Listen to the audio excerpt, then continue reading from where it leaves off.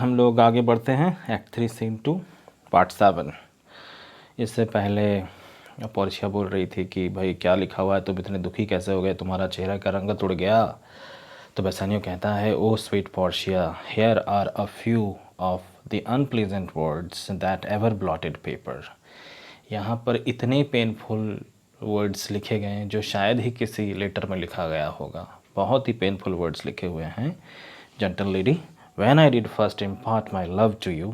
अब ये अपनी मतलब स्टेट बताना चाहता है उसको कि मैं कितना गरीब था या फिर मेरे पास पैसे नहीं है, वो वाला चीज़ बोलेगा ये।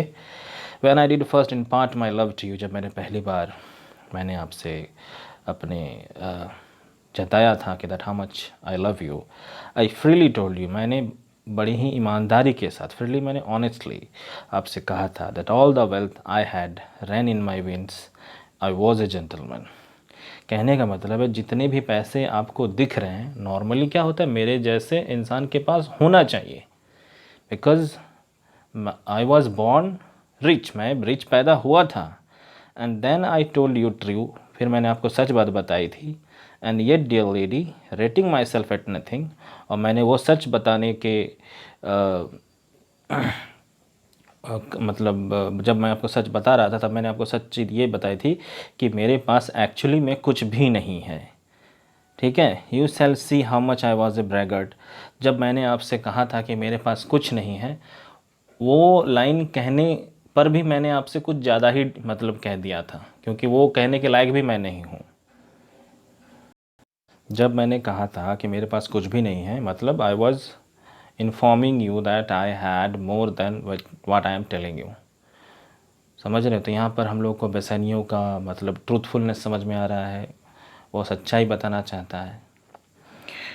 मतलब वो ये कह रहा है, ध्यान से सुनिएगा, कि मेरे पास कुछ भी नहीं है, मैंने ऐसा कह कर भी मैंने ज़रूरत से ज़्यादा बोल दिया है आपको, क्योंकि मेरे पास उससे भी कम है, माइनस पे है, मेरे पास उधारी ही इतना हो चुका है। मेरे पास तो एक्चुअली खुद पैसा है नहीं, फिर भी दूसरों से लेकर मैं घूमता हूँ।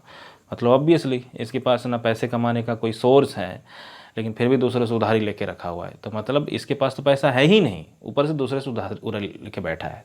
तो दैट इज़ वो बताना चाहता है, रियल एस्टेट वो दिखाना चाहता है। I should then have told you that I was worse than nothing. मुझे आपसे ये कहना चाहिए था कि मेरे पास नहीं होने से भी बुरी हालत है। For indeed I have engaged myself to a dear friend, और मैंने क्या किया है इस चक्कर में, मैंने अपने आप को बाउंड किया है अपने एक फ्रेंड से। I have bound myself to a friend, मैंने अपने एक दोस्त से पैसे लिए हैं और वो दोस्त किसी और से बाउंड हो गया, वो दोस्त किसी और से पैसे ले लिया है।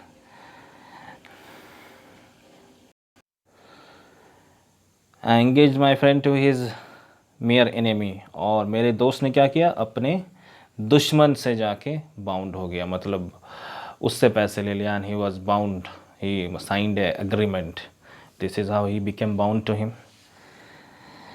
टू फीड माई मीन्स, मेरी ज़रूरत को पूरा करने के लिए मेरा दोस्त अपने दुश्मन से जाकर एक एग्रीमेंट साइन कर लिया है, बहुत ही खतरनाक agreement, dangerous. Here is a letter lady, the paper as the body of my friend, इस पेपर को मैं अपने दोस्त का शरीर मान सकता हूँ।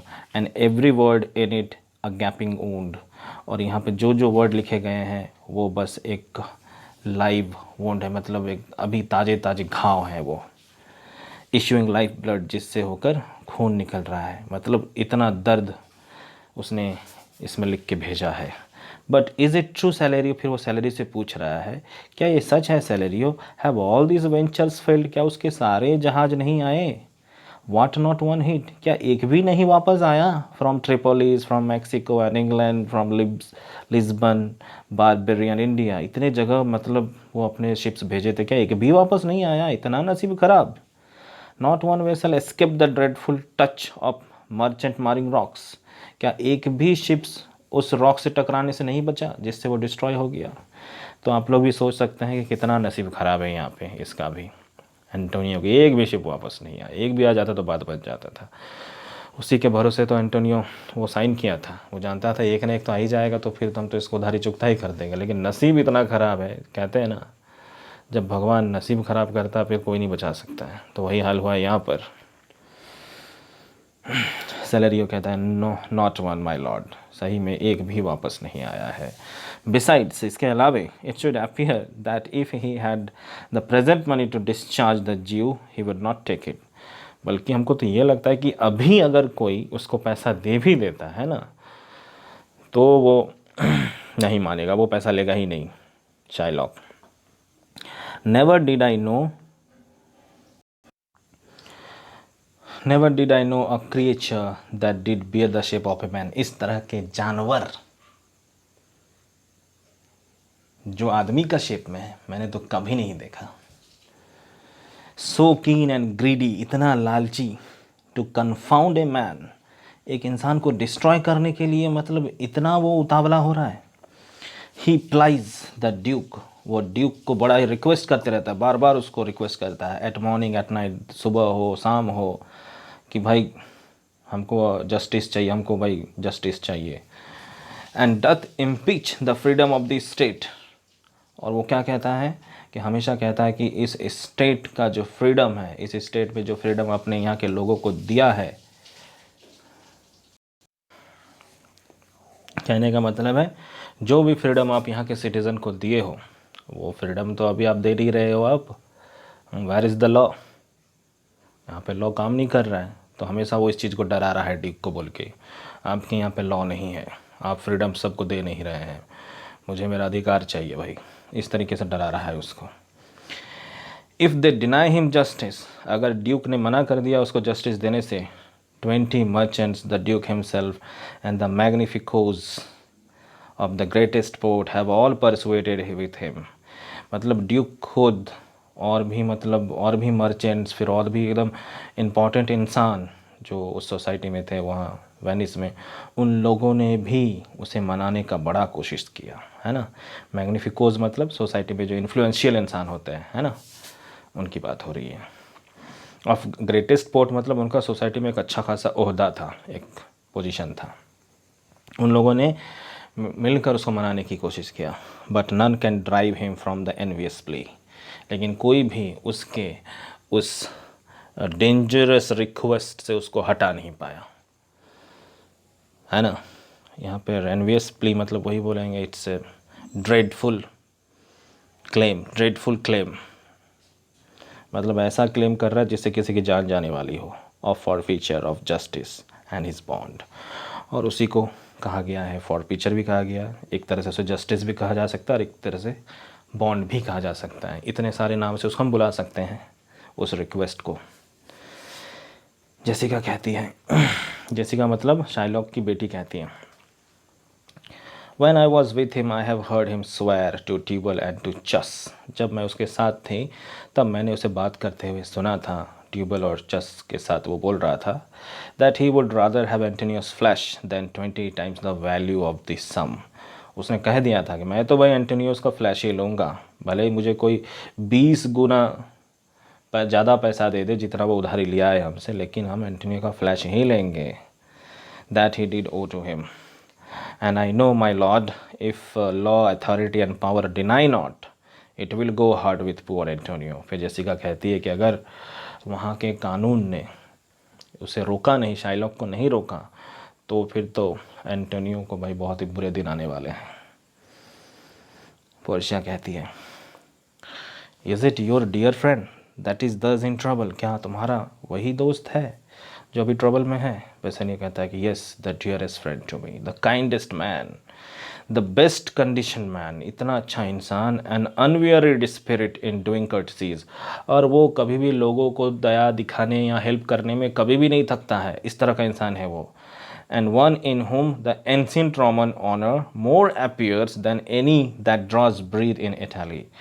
और वो एक ऐसा इंसान है कि इस तरह का इंसान जो कि यहाँ पर इसको एडजेक्टिव की तरह आप लोग लीजिएगा, है ना, द एंशिएंट रोमन ऑनर, मतलब the person who shows loyalty to his friend, इस तरह का मतलब भरोसेमंद दोस्ती किसी ने नहीं दिखाया होगा अब तक इस वेनिस में जितना इसने दिखाया है। वेनिस में आज तक ऐसे लोग पैदा ही नहीं हुए हैं जो इतना दोस्ती के प्रति अपना जो लॉयल्टी है, जो ईमानदारी है, जो दिखाता है। पोर्शिया कहती है कि व्हाट सम ओज ही द ज्यू, कितना पैसा देना है उसको बताओ। बेसानियो कहता है फॉर मी 3000 टिकट्स, मेरे लिए उसने 3000 टिकट्स उधारी लिया था।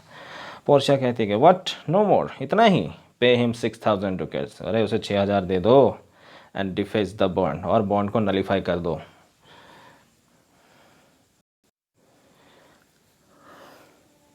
डबल 6000 को भी डबल कर दो, एंड देन ट्रिपल इट, फिर इसको 3 गुना कर दो।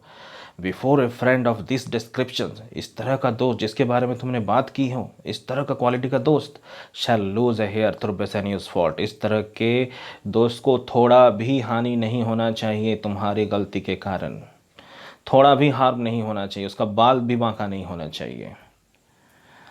First go with me to church and call me wife, सबसे पहले चलो हम लोग दोनों शादी कर लेते हैं, इससे क्या होगा, तुम्हारे पास अथॉरिटी आ जाएगा कि तुम मेरे पैसे का भी यूज़ कर सको। And then away to vanish to your friend, फिर अपने दोस्त के पास जाओ। For never shall you lie by Portia's side with an unquiet soul, ताकि तुम मेरे पास कभी भी डिस्ट्रैक्टेड माइंड के साथ ना आओ, नहीं तो तुम आओगे तो तुम्हारा माइंड तो डिस्ट्रैक्टेड ही रहेगा, खुश नहीं रहोगे। जाओ ये प्रॉब्लम सॉल्व करो पहले। You shall have gold to pay the petty डेब्ट 20 टाइम्स ओवर, तुम्हारे पास पैसे होंगे ताकि तुम उसका 20 गुना ज़्यादा भी तुम पैसे दे सको। When it is paid bring your true friend along, जब तुम पे कर दो वो पैसा तब अपने दोस्त को भी मेरे अपने साथ ले आना। My maid Nerissa and myself meantime will live as maids and widows, तब तक जब तक तुम नहीं आते हो, मैं और मेरी जो मेड नरिशा है, तब तक एकदम हम लोग अनमैरिड और विडो जैसा ही यहाँ पे ज़िंदगी जिएंगे। Come away for you shall hence upon your wedding day with your friends welcome, show a merry cheer, since you are dear brought, I will love you dear, but let me hear the letter of your friend।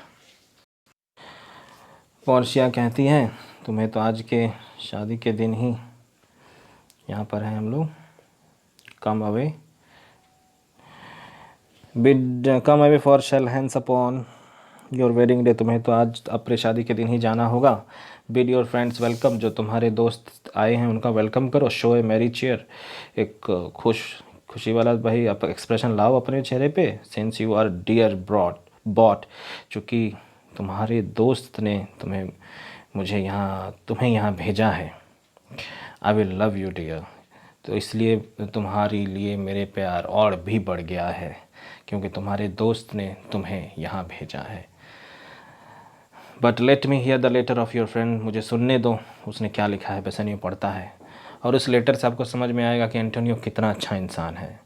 Sweet Bassanio, my ships have all miscarried, मेरे जितने भी ships थे सारे गए काम से, मतलब rect हो गए। माई क्रेडिटर्स ग्रो क्रूएल, जिससे मैंने उधारी लिया था सब कोई तो अभी एकदम मान नहीं रहा है कोई। माई स्टेट, जो मतलब मेरे जो पैसे हैं, इज़ वेरी लो, बहुत ही कम पैसे हैं। माई बॉन्ड टू द ज्यू इज़ फॉरफिट, जो मेरा बॉन्ड था, जो एग्रीमेंट था, मैंने तो वो सारे रूल्स तोड़ दिए हैं। And since in paying it is impossible I should live, और अगर मैं इसे पे करता हूँ, जो भी वहाँ पे पनिशमेंट लिखा हुआ पेनल्टी हो, उस पेनल्टी को अगर मैं पे करता हूँ तो मैं ज़िंदा नहीं रह पाऊँगा। All debts are cleared between you and I, Antonio ये डिक्लेयर करता है कि तुम्हारे और मेरे बीच कोई भी उधारी नहीं है, ऐसा अपने मन में मत रखना तुम।